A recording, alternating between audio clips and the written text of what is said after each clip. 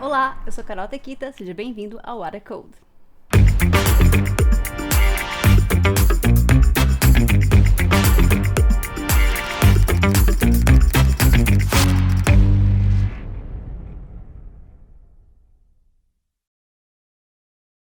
Olá pessoal, eu sou Carol Tequita, seja bem-vindo ao What the Code, um programa idealizado pela Action, onde a gente vai conversar com diversos profissionais da área de tecnologia para trazer trajetórias inspiradoras para vocês. E hoje eu tô aqui com muita honra com a Laura Grassi, que é desenvolvedora front-end senior aqui na Action e criadora de conteúdo. Seja muito bem-vinda, Laura, e fique livre para se apresentar. Obrigada. Bom, eu sou a Laura, todo mundo me conhece mais como kibum.png nas redes sociais por aí. E a gente trabalha juntas aqui. Sim, exatamente. Não tão juntas assim, mas meio juntas. Sim, a gente vai falar sobre o seu projeto também hoje. Como que você decidiu ser programadora, né? Como que deu esse start, assim, pra você optar por essa carreira? Lá em 2012 tinha o Tumblr, né? O falecido Tumblr, que a gente podia ficar brincando de customizar. E eu tinha e eu adorava ficar colocando corzinha, essas coisas. Então já era meio que uma parte de front-end, eu não sabia na época, mas era alguma coisa pra essa linha. E depois, quando eu fui pro colégio, eu tive uma oportunidade de fazer um curso técnico. E aí tinha a parte de programação. E eu jurei pro meu professor que eu nunca ia me tornar programadora, porque eu era péssima. E depois de um tempo, quando eu me formei na faculdade de gestão de TI, eu vi que não...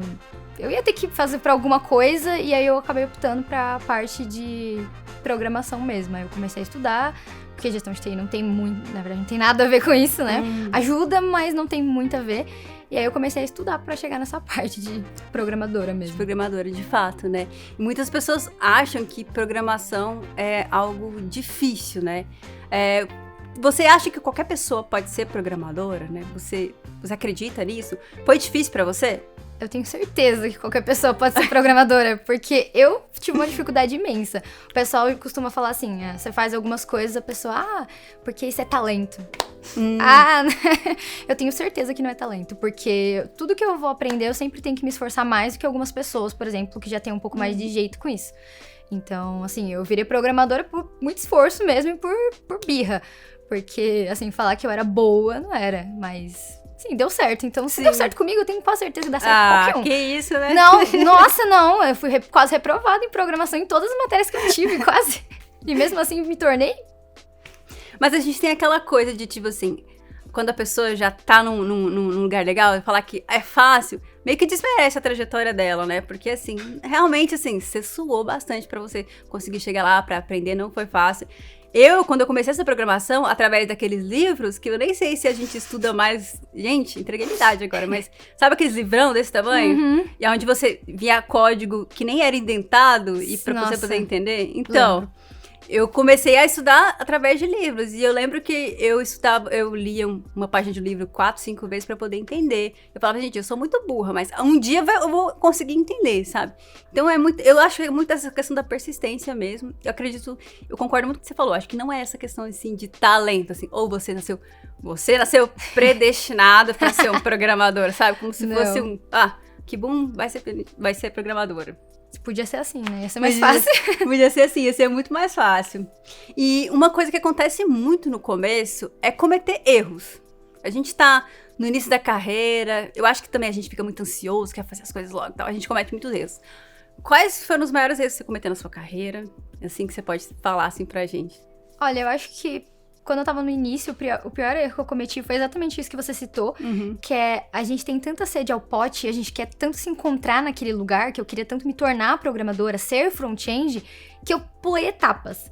E essas etapas, existe um motivo pra ter um processo, e o processo faz muito sentido. Faz sentido. Quando você pula, por mais, assim, não é que você não vai atingir o mesmo lugar, você vai, mas você vai chegar lá com algumas falhas e com alguns...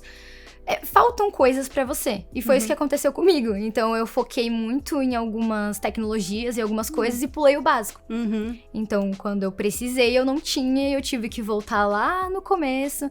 E acabou sendo um pouco mais frustrante, porque parecia que eu meio que corria, só andava em círculos. Quando, na verdade, eu até tava indo, só que como eu pulei muita coisa, acabou me prejudicando demais. E aí fez demorar muito mais pra eu atingir o objetivo que eu queria, que era me tornar front-end, começar a trabalhar em algum lugar, e etc. Então, se você começasse hoje, você teria, tipo, um foco na base, assim. Com certeza. As pessoas olham, o básico. O básico é importante. Você entender a teoria é muito importante. Você entender como as coisas funcionam, porque depois na programação tudo se encaixa. Então, principalmente em lógica de programação, que eu vejo que muita gente ignora essa parte. As pessoas já querem, eu quero colocar a mão na massa, eu quero já quero colocar código. A corzinha aqui, tá? Eu quero já aprender React. Você fala, gente, calma aí. Vai pra lógica de programação, depois, e vai, assim, literalmente segue as etapas.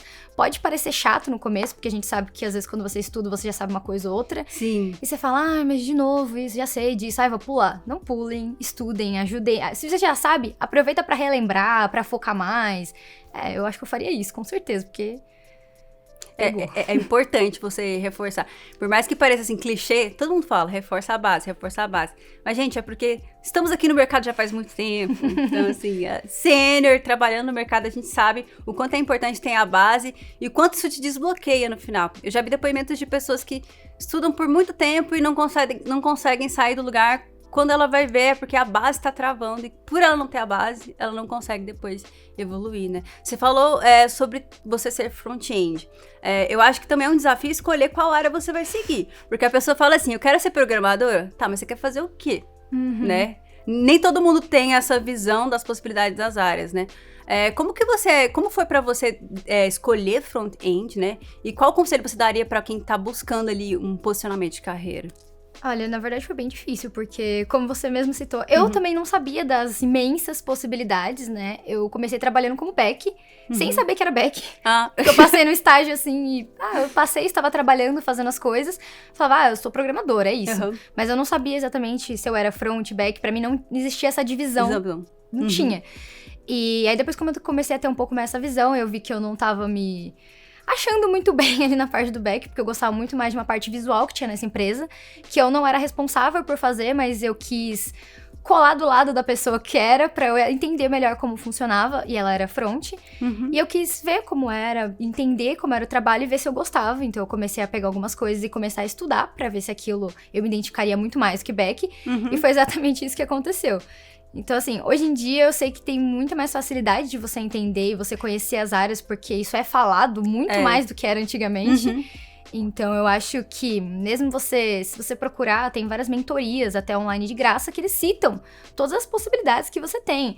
Que, às vezes, eu vou ser bem séria, nem eu conheço todas, porque a área da tecnologia é tão grande que... Mas você fala sobre isso no seu conteúdo também. É legal que tem criadores de conteúdo falando, assim, sobre as possibilidades no mercado, porque é a primeira dúvida que todo mundo tem, né? Sim, as pessoas não sabem muito bem onde elas se encaixam. E elas ficam, por onde eu começo? Mas é que essa é a primeira etapa que as pessoas pulam, né? Por onde eu começo? Tipo, qual linguagem eu pego? Peraí, mas o que você quer fazer? Exatamente. Primeiro você vai decidir. Aí, como as pessoas, eu quero fazer parte de tecnologia, mas eu não gosto de programação.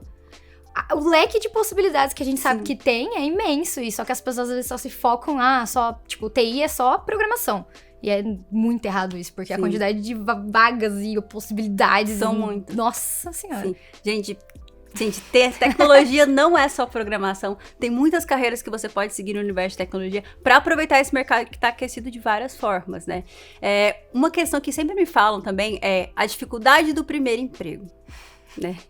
Gente, mas tem muita vaga, 800 mil vagas até 2025, a gente vê esses dados. Aí você olha para o que está acontecendo na comunidade, cara, eu não consigo meu primeiro emprego, não consigo minha primeira vaga, como que eu consigo isso? Como foi pra você conseguir seu primeiro emprego? E qual que é o papel que você vê, principalmente em relação ao networking? Isso te ajudou? Pra conseguir o meu primeiro emprego, na verdade, foi no desespero mesmo, né? Eu acho que desde aquela época já era meio complicado. Sim. Assim, como eu disse, eu pulei muitas etapas, então isso só dificultou muito mais, porque às vezes quando eu ia fazer uma entrevista, assim, na minha cabeça, na época, eu falava, nossa, mas por que não me contrata? Eu tô indo bem. Só que eu olhando hoje em dia, eu falo assim, ô, Laura, vacilou, hein? Mas tudo bem. Então, assim... eu consegui o primeiro emprego mandando mensagem às 3 horas da manhã pra empresas aleatórias que eu achava de tecnologia no Google. Olha que legal! Cara, isso é sensacional! Eu pesquisava assim, empresas de tecnologia São Paulo. Aí eu procurava tudo que era meio próximo, que eu conseguiria ir, né? Porque a gente sabe que São Paulo é gigante. eu achava alguma empresa, eu procurava qualquer e-mail. Se fosse contato, vendas, RH, qualquer e-mail que eu achasse da empresa. Me ajuda. Eu mandava assim, oi, tudo bem? Então, eu tô procurando um emprego, eu sou de tecnologia, mas assim, se você não tiver exatamente pra programação, eu tô apta a fazer qualquer coisa, tá? Eu só quero um emprego. Eu mandava logo assim. E aí, nisso, 3 horas da manhã, o dono da empresa me respondeu. Legal, cara. Falando, nossa, eu me identifiquei muito com você. Aí você também tá desesperado? Porque eu não entendi, mas tudo bem. E aí, ele me eu fui chamada pra entrevista, aí eu passei na entrevista. Mas assim, por causa dessa besteira. Tanto que eu fui contratada pra ser back e nem eu sabia direito, porque foi uma entrevista super... Assim, não foi uma forma muito natural e normal que as pessoas arrumam emprego, né? A minha foi meio estranha. E aí, nessa parte de networking, eu vejo que é muito importante, porque as vagas, muitas vezes, eu vejo que elas partem primeiro por dentro da empresa, então... Quem tá interno sabe disso primeiro e tem a chance, por exemplo, de passar pra algum colega que sabe que é bem... Que é isso. E até pra empresa isso é muito positivo. Porque uma indicação, pelo menos eu penso assim, eu nunca vou indicar uma pessoa que eu sei que ela não é boa. Exatamente. Então, assim, se eu tô indicando é porque eu sei que a pessoa vai dar conta, que vai dar certo. É porque eu trabalharia com ela, né, também. Sim, exatamente. Eu não vou indicar alguém que eu não quero trabalhar, então. Pode ser ótimo, mas, né, dependendo da personalidade, você fala... Mentira. Mas, assim, aí eu acho que isso acaba ajudando muito, né? Porque parte primeiro lá, e às vezes as empresas não têm um lugar muito centralizado pra colocar as vagas. Então o candidato tem que entrar em, tipo assim, 15 mil sites e às vezes eles põem só em lugares muito específicos. Então é muito difícil dos candidatos acharem. Então, a não ser que o recrutador chegue em você, dependendo da empresa. Claro, a gente sabe que ela tem as mais comuns, LinkedIn, essas coisas assim, que você entra lá, tá na sua cara, beleza. Mas tem vários outros sites que... Você sabe quando você vai cadastrar pra fazer a entrevista, porque de resto... Exato. Cara, o seu exemplo foi sensacional, porque olha a proatividade que você teve de ir atrás das empresas, procurar o que estava próximo de você e foi desesperado e foi lá, e aí? Me dá uma oportunidade. Mas é isso, eu acho que tem várias formas de você buscar essa sua primeira oportunidade e com certeza essa é uma ótima ideia de sair um pouquinho fora da caixa, né? De não ficar esperando a vaga perfeita, Júnior aparecer assim na sua frente, né? Então, é importante. Mas hoje você é senior na Actin, trabalhando aqui com a gente, companheira de empresa. Eu queria entender, hoje você tá trabalhando no XTU, né? Que é uma... Sim. É muito legal, né? É uma iniciativa muito legal da Actin que a gente tem aqui. Eu queria que você falasse um pouquinho mais de como que é o seu trabalho hoje aqui na Actin e sobre essa iniciativa também. Às vezes eu vou ser bem séria, que eu sempre fico em dúvida em que eu posso contar ou não posso sobre o projeto. Enfim, basicamente a gente tem uma plataforma que ela visa unir, trazer as pessoas pro nosso mundo, tanto os Actimers quanto as pessoas que não são da Actin. Então é meio que uma oportunidade de todo mundo se conectar em um lugar só, e a gente oferece várias coisas, várias ferramentas e vários entretenimentos lá dentro. Então, assim, é uma chance de você fazer até networking, inclusive com pessoas que trabalham na Actin. Legal. Acho que esse é o resumo, que eu não me comprometo em falar nada, assim, eu acho. Eu acho muito legal isso da XTU em si, porque pensando no modelo remoto, a maior dificuldade de você formar uma comunidade é criar vínculo entre as pessoas. Então aí você tem uma ferramenta que faz você criar esse vínculo de uma forma remota, trazendo uma cultura da empresa.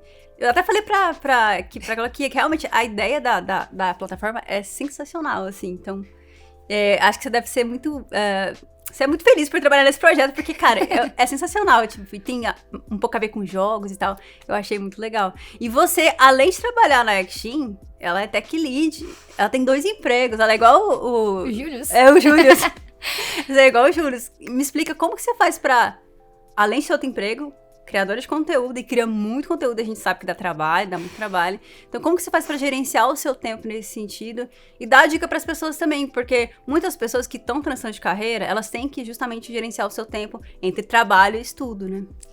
Olha, no começo foi muito complicado. Então, tudo começou a funcionar e a rodar melhor quando eu comecei a me organizar. Então, eu tenho uma organização, assim, complicada, assim, demorou pra eu atingir esse nível de, assim, de eu realmente me regrar e só fazer as coisas nos horários que elas têm que ser feitas. Então, assim, o fato de eu me organizar me ajudou muito a otimizar tarefas. Então, coisas que eu tinha que fazer no meu dia a dia, que às vezes demorava mais, pela minha organização começou a ser um pouco mais rápido. Então, isso foi, acho que o fator mais importante pra fazer dar certo foi isso. A parte de como criar conteúdo eu só faço no final de semana, porque é o único momento que dá tempo, Nossa, né? você é super organizado, porque você faz muito conteúdo. Não, só dá pra fazer dessa forma, porque, assim, realmente não tem como. Então, sim, tem que se dividir muito e otimizar, e você começar também a... Muitas vezes a gente tem algumas tarefas que a gente pode... não é otimizar, seria tipo... Acho que é otimizar mesmo. Às vezes a gente demora pra automatizar também, e algumas coisas a gente leva mais tempo pra fazer, às vezes por causa do celular, sim, do que demoraria. Então, o que eu fiz? Nem levo o celular, porque se eu levar eu sei que eu vou demorar. Boa. Então, assim, eu tenho literalmente o horário pra tudo. Eu tenho um horário pra almoçar, horário pra tomar banho, eu tenho um horário pra literalmente tudo no dia. E é assim que eu faço meio que dá certo. Bom, qual é o seu signo? Brincadeira. Não, mas isso é muito importante mesmo, porque eu também me perco muito dessa questão de gerenciamento. E eu acho que quando você decide ter um horário, por exemplo, ter um horário específico para criar conteúdo, ajuda demais a você ter foco e produtividade. Então, acho que é uma dica muito boa. Você é tech lead, né? Explica pra galera o que faz um tech lead, assim, qual que é a diferença do papel de um tech lead numa squad para um desenvolvedor, para um programador. O Tech Lead, ele fica mais pra parte de realmente liderar a equipe técnica nos projetos, né? Gerenciar o pessoal. Então, assim, a diferença depende, acho que varia muito de empresa pra empresa, mas a grande diferença entre um e outro é simplesmente a experiência que você tem, o conhecimento e o foco em projetos. Tipo, por isso que eu falei, depende da empresa, mas assim, foco em projetos e entender o produto, principalmente. E na parte de soft skills mesmo. Porque pra ser tech lead você tem que ter... Sim. Assim, não basta você saber programar, porque tratar com pessoas é mais complicado do que com máquinas. Porque máquinas você quer que ela pare e você fala assim... Pare. Parei. E pessoas você tem que lidar de uma forma que não fique um relacionamento ruim pra ninguém. Que ninguém fique chateado. Mas que as pessoas entendam o ponto que você precisa passar. Então, é um trabalho que você tem que, assim... respirar fundo e falar assim, nossa, deixa eu realmente pensar no que eu estou fazendo, porque eu digo que é muito mais complexo, 1000 vezes mais complexo do que programar. Totalmente. Eu já fui tech lead por um breve tempo, e eu posso dizer que a parte, pelo menos o que eu mais senti, foi liderar é difícil. Sim. Dar o exemplo é difícil. Entender, ter empatia com as pessoas do seu time é difícil, no sentido de você ser um líder que elas respeitam, e não ser um líder que elas têm medo. Sim. Então, esse é um ponto, né? E ainda mais você tem que, às vezes, repassar as coisas, porque tudo vira... quando você vira tech lead, eu tiro até sarro, porque é como se um alvo tivesse em você. Porque, assim, tudo que aconteceu, o problema é você, e o que tem que ser feito tá com você. Então, meio que você vai ter que ser um filtro pra sua equipe, porque você vai levar, assim, muita coisa, assim, muito tapa na cara. Exatamente. E não vai ser eu que vou lá dar tapa na cara no pessoal, porque você tem que entender os dois lados. Entender tanto o lado da gerência, e quanto da diretoria, no caso, e quanto o lado do pessoal, que também tá ali desenvolvendo. Então, fazer esse meio de campo, às vezes, é meio... Sim. Mas dá pra levar. Eu não sei, assim... Depende muito do foco da pessoa. Do foco da pessoa. Eu sempre falo, não virem tech lead se vocês realmente não gostam disso. Tipo, se é por dinheiro, você fala, por dinheiro a gente faz loucuras, né? Mas assim, se esse realmente não for seu foco, pensa bem, vira um especialista do que tech lead, porque pode virar uma decepção pra você. Se você virar tech lead sem querer e sem gostar de gerir pessoas. É um ponto importante que você falou. O tech lead é um meio, pensando na carreira em Y ali, que ele vai estar entre a parte de gestão, né? E entre a parte de especialista. Me falaram uma vez que é legal você ocupar a cadeira de tech lead pra você experimentar e saber onde você quer ir. Sim. No meu caso foi justamente isso. Eu, não quero isso, eu quero fazer outra coisa. Tipo, o pessoal geralmente fala que é sempre o meio, né? Eu aceitei porque eu achei que ia ser uma experiência muito boa pro currículo, né? E pra eu aprender também, pra eu entender se faria sentido pra mim. Hoje em dia eu acho que eu iria mais pro lado especialista do que de tech lead, porque é um pouco, assim, muita pressão em cima de você. Pressão. Então, às vezes você leva numa boa, às vezes você encara como um desafio, você quer fazer aquilo dar certo. Outras vezes, assim, somos ser humano. Sim. Então, cada dia é um dia, cada dia você tá de uma forma, cada dia você vê as coisas de uma forma. É aquele mesmo histórico de, tipo, você pode ler uma coisa, 2 pessoas lerem a mesma coisa e cada uma vai interpretar de um jeito dependendo do dia dela. Então, é exatamente assim que eu me sinto como tech lead. Então, assim, tem vezes que eu olho e falo, nossa, desafio, vamos. Tem um dia que eu olho e falo, por que eu não fui virar especialista, né? O que eu tô fazendo? Que loucura. Mas é muito legal experimentar. E pensando assim, em mentoria. Você já foi mentorada por alguém? Você já deu mentoria pra alguém? Se você já teve essa experiência, o que você acha que a mentoria agrega tanto pra quem tá mentorando, pra quem tá recebendo a mentoria? Olha, eu já fui mentorada e já dei mentoria. E eu digo que eu acho que é uma das melhores coisas que tem, porque quando eu fui mentorada, por exemplo, a pessoa conseguiu me dar uma visão que eu não tinha na época. E que fez muita diferença pra mim, às vezes não é só questão de você mentorar em questão de, tipo, código, por exemplo. De sentar com a pessoa e falar assim, seu código não está bom. Às vezes não é só sobre isso. É sobre você ensinar ela, falar assim, quando você vai desenvolver isso, você tem que olhar por este lado, isso é um produto, você tem que analisar tecnicamente. Você aprende eu acho que eu aprendi muito essa questão de soft skills, quando eu fui mentorada. E eu acho que legal. isso foi muito importante pra minha carreira, principalmente porque eu acho que eu só virei tech lead por isso. Então, isso lá no passado, né? Mas, e eu também já dei mentoria, e eu acho muito legal da mentoria, porque é um momento que você começa a relembrar das coisas, você mesmo aprende. Sim, total. Porque você olha e fala assim, não, eu vou ter que explicar pra essa pessoa, eu preciso explicar com um nível técnico bom, eu tenho que ter certeza do que eu tô falando. Então, eu acho que você começa... E a pessoa também te passa vários insights. Exatamente. Ela começa, fala alguma coisa que você não sabia, você, poxa, eu não sabia disso, bacana. Então, eu acho que é uma troca muito legal. Não é só de um lado, sabe? Não é só você que está ensinando, a pessoa sempre acaba te ensinando alguma coisa. Sim, eu acho totalmente. Eu acho que mentorar faz parte da nossa evolução como profissional. Quem tem a vontade de fazer isso, é um ótimo recurso para você poder evoluir profissionalmente, né? Sim. Você compartilha conteúdo no TikTok, tem quase 1 milhão de seguidores, talvez até esse vídeo ser lançado já tenha batido 1 milhão aí. Acho que não, mas... Né? E eu quero entender como que a criação de conteúdo te ajuda no seu dia a dia, assim, da programação, assim, como, no seu papel hoje como desenvolvedora. Ele me ajuda porque quando eu vou fazer um vídeo, eu prezo muito por passar a informação correta.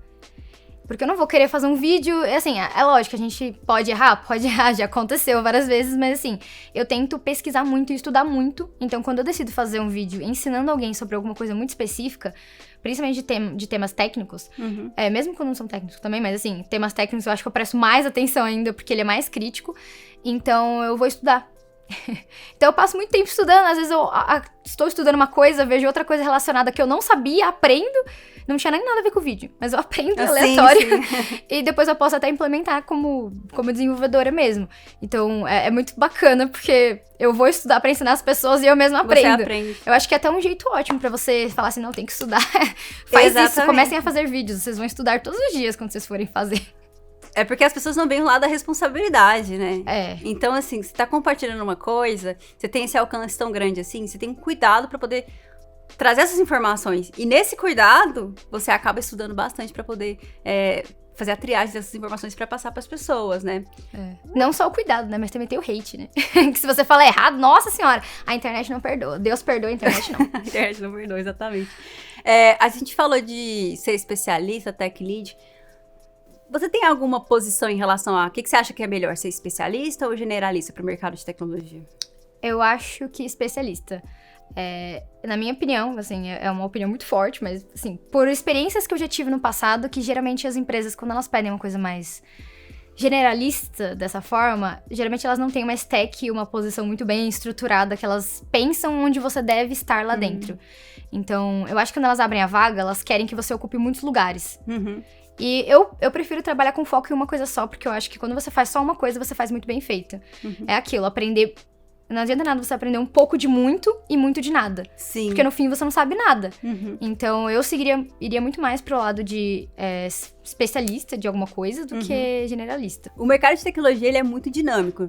Todo dia surge uma tecnologia nova, um framework novo. Você aprende uma coisa, parece que tem que aprender tudo de novo no outro dia. Como é que você faz pra você se manter atualizada nesse sentido?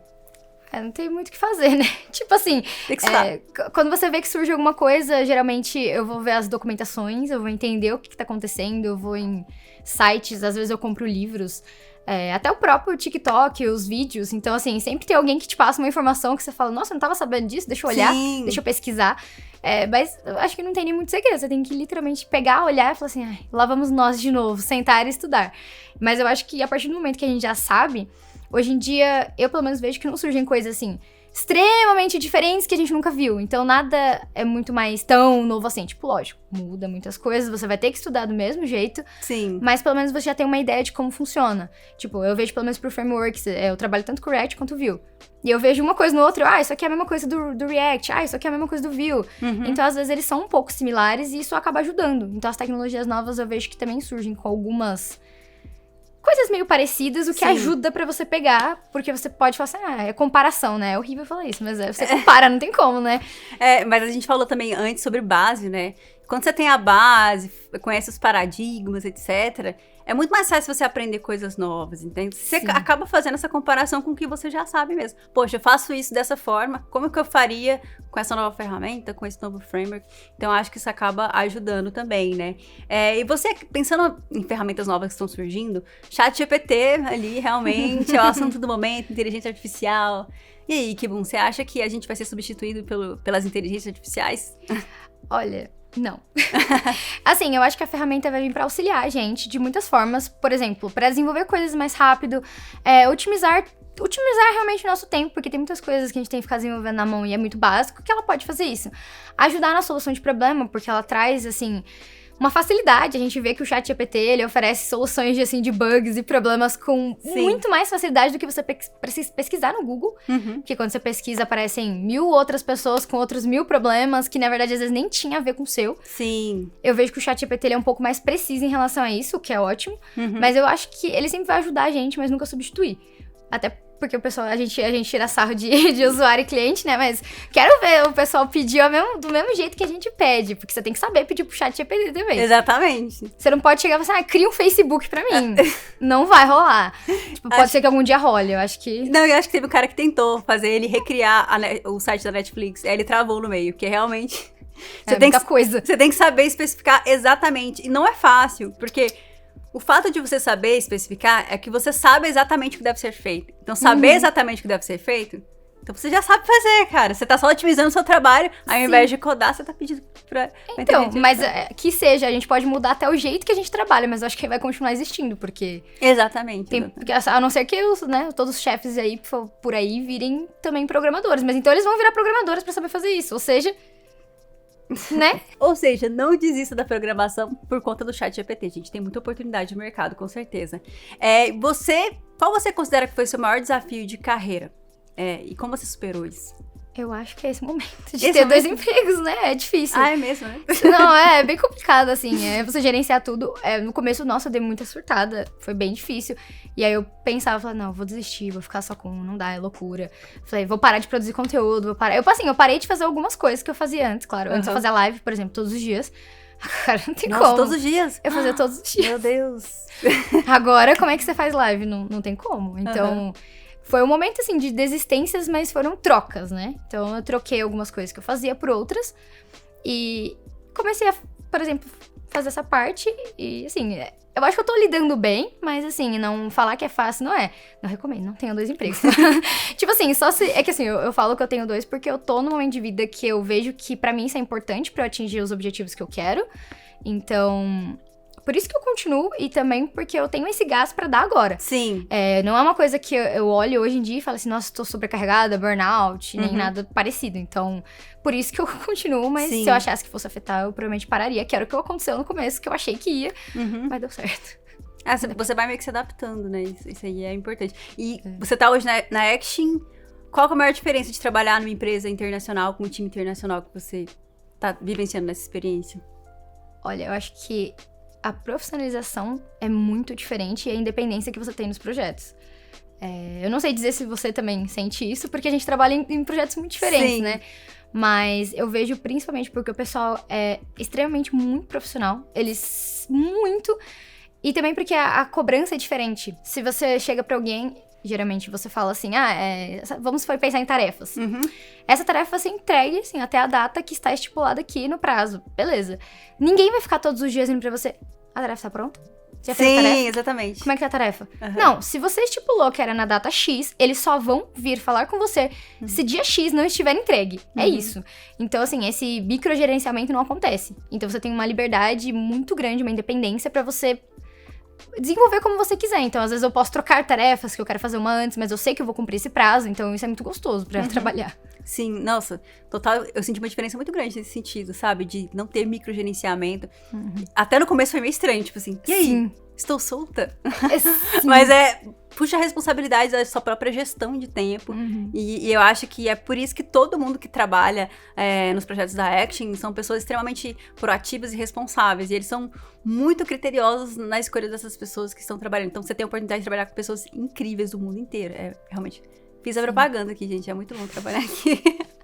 Mas Mas é mesmo, eu não vou falar o quê? Vou falar o É quê? o melhor lugar que tem, não tem como. Exatamente. Tem uma parte do nosso quadro aqui que a gente tenta desmistificar a programação. Então, a ideia é que o convidado explique algum termo, algum conceito de programação para quem não entende programação. A gente quer saber o que você trouxe para explicar pra gente, Laura. Então, vou explicar essa parte de diferença de front-end para back-end.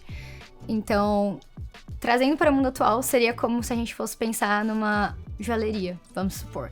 Então, nós temos o vendedor e nós temos o ourives, que é a pessoa que faz a joia. Então, o vendedor é a parte do front, porque ele tá ali para entender o que você quer. Então, você vai dizer o tamanho do anel, se você quer tem alguma coisa gravada, como é que vai ser aquilo e como vai ser feito.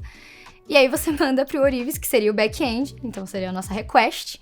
E ele vai deixar isso tudo pronto, ele vai ajeitar e vai mandar de volta pro vendedor pra ele entregar pro cliente. Então seria mais ou menos isso, trazendo pro mundo real, eu acho. Não sei se que legal, gostei dessa analogia, nunca tinha pensado dessa forma. E aproveitando que você é esse expert ali, sênior, trabalhando na Action, qual dica de expert você dá pra quem tá assistindo a gente aqui? Olha, eu vou dar uma dica. Que geralmente eu vejo que as pessoas não usam, elas menosprezam muito essa extensão de VS Code. Ah, que legal. Ela chama Code Spell Checker. E ela salva horas de trabalho, porque, pelo menos pra mim, porque eu sempre digito alguma coisa errada. Então eu vou criar o nome de uma variável, eu erro o nome da variável. Às vezes eu tenho problema também, porque a gente... eu sou gente brasileira, né? A gente trabalha internacional, mas o instinto continua, né? Errar o length. Essas Nossa! HT, GTH, como é que é? Não lembro. Eu sempre erro, né? Então, isso daí ele já te corrige na hora. Ele fala assim, você escreveu errado. Aí você já apaga, já corrige, ou senão ele corrige pra você. E mesmo quando na parte do front mesmo você escreve algum texto errado, ele te corrige. Ele deixa lá pra você. Então, tipo assim, se eu tô dando nome pra uma variável, pra uma função, ele vai corrigir a forma que eu tô falando. Se você escrever errado. Então, às vezes, tem algumas palavras, por exemplo, que você pode colocar na lista de, tipo, ignorar dele. Que é pra ele não ficar lá falando, você tava errando. Porque, às vezes, nem todas as palavras é como um corretor, né? É tipo o corretor do Word. Ele te corrige. Mas se você escreve, tipo, por exemplo, sei lá, meu sobrenome, ele com certeza vai lá e fala assim, tá dando errado. Porque essa palavra não existe. Porque é uma palavra muito específica. Mas, de modo geral, ele ajuda muito e, cara, me ajuda muito, porque eu não cometo mais aqueles bugzinhos por erro de digitação. Por erro de digitação, é o que a gente chama de typo, né? Sim. Às vezes você ia chamar alguma coisa, você errava uma letra, e aí cagava tudo, e aí, por causa disso, ele já te corrige na hora. Então, fica muito nice. Nossa, excelente dica. Agora, eu vou pra uma parte bem legal aqui, pra gente conhecer um pouquinho mais da Laura. Eu nunca na programação. Vamos ver quais dessas situações já aconteceram com você. Eu nunca copiei um código inteiro do Stack Overflow sem saber o que eu tava fazendo. Fala, Laura. Já. Já aconteceu? Eu nunca falei que a internet caiu pra fugir de uma reunião. Não, pior que não. Não? Não. Olha só. Alguém disse não. Não, eu geralmente só não participava mesmo, quando eu não queria. Eu simplesmente não participava. Eu nunca fiz um delete semware no banco de dados. Já. Algumas vezes, na verdade. Foi triste. Eu nunca disse na minha máquina funciona. Não todos os dias, né? Isso aí acontece até agora, né? Esse é o último recurso, o último argumento, quando nada funciona. Na minha tá funcionando. Por que tá funcionando? Exatamente. Eu nunca aprovei um PR sem ler, só na amizade mesmo. Sim, né? Que coisa nessas perguntas, gente. Que isso vai acabar com toda a minha credibilidade, que eu já nem sei se eu tinha, né? Mas tudo bem. Mas não se sinta mal, porque todo mundo respondeu sim pra tudo. E o legal é isso, é mostrar assim, que tipo, cara, isso acontece com todo mundo. Eu nunca fiz commit direto na master. Já, com certeza. Projeto pessoal, né, cara? Também, né? Não só, né? Não só, né? Eu nunca esqueci de fechar uma tag HTML e passei horas tentando descobrir por que o layout estava quebrado. Não. Não? Não. Não? Não. Mesmo? Eu falo, eu uso essas extensões. As extensões fecham tudo pra mim, elas me apitam, elas fazem tudo. É porque na época que eu mexi com HTML, talvez era mais raiz lá e não avisava nada. Não, eu também, só que sabe o que eu fazia? Eu tinha medo de esquecer de fechar, então eu comentava. Fechou aqui, fechou tal. Eu colocava comentário depois que eu fechei. Então tudo que eu abri eu sabia que eu tinha que fechar. Nossa, é uma ótima dica. Eu nunca resolvi um bug no sonho e acordei pra codar. Não. Não? Não. Isso nunca aconteceu com você? Não. Acontece no banho. Eu vou tomar banho, eu tô lá tomando banho. Bug, nossa, verdade. Mas agora no sonho eu nunca tive nenhum... Gente, meus sonhos são muito ruins, nunca tive nada disso não. Pra me ajudar. Sonhar com bug, hein? Que isso. E tem uma parte aqui que a gente também... Uma coisa que eu gosto do TikTok é aquela trend de explicar memes de programação pra quem não entende programação. Então, eu separei um meme aqui pra você explicar pra gente. Deixa eu ver. Eu adoro esse meme. Então, né, nossa, nem eu sei como é que explica isso. Essa é a fonte de maior ódio do mundo, eu acho. É assim, o resumo é, o ponto e vírgula. Ele é o que faz o seu código quase funcionar, né? Porque se você faz qualquer coisa... E aí você tem que ficar procurando onde é que você esqueceu. Hoje em dia a gente sabe que tem 1000 ferramentas que te ajudam, porque elas já fecham pra você. Glória a Deus, obrigada, né? Mas antigamente não tinha, e isso era quase um demônio da programação, porque a quantidade de vezes que isso acontecia por dia, não sei com você, mas comigo era insana. Assim, demorava muito, muito, muito tempo mesmo pra achar, porque você fica lá procurando 200 linhas de código. Ainda quando era 200 era boa, né? É. Agora quando você pega aqueles códigos maravilhosos, aqueles componentes, nossa, tão componentizados, sabe? 3.000 num arquivo só, você fala... Não, e aí você... Porque quem trabalhou com PHP, principalmente...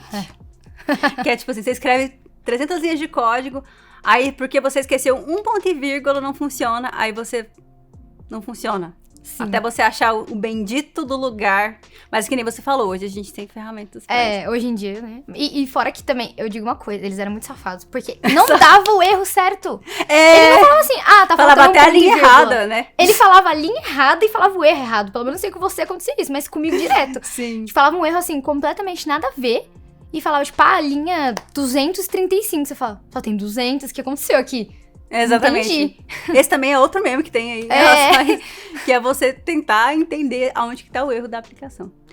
Pô, Laura, foi muito bom conversar com você. Eu queria deixar um espaço final aqui pra você deixar suas considerações finais pra quem tá assistindo. Muito obrigada por ter topado esse convite.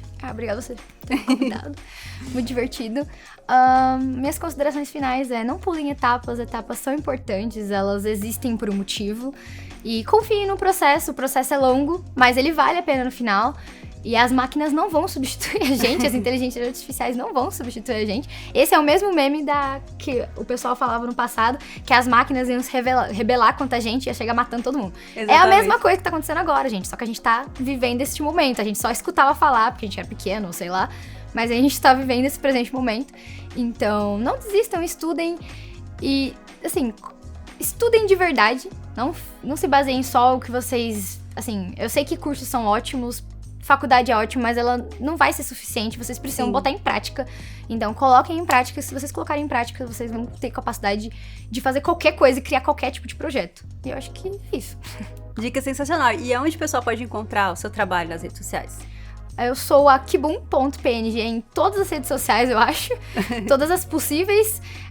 TikTok, Instagram, no LinkedIn me acham como Laura Grassi, mas acho que se procurar alguma coisa de kibum.png deve achar também. E acho que são essas as redes que eu uso, então...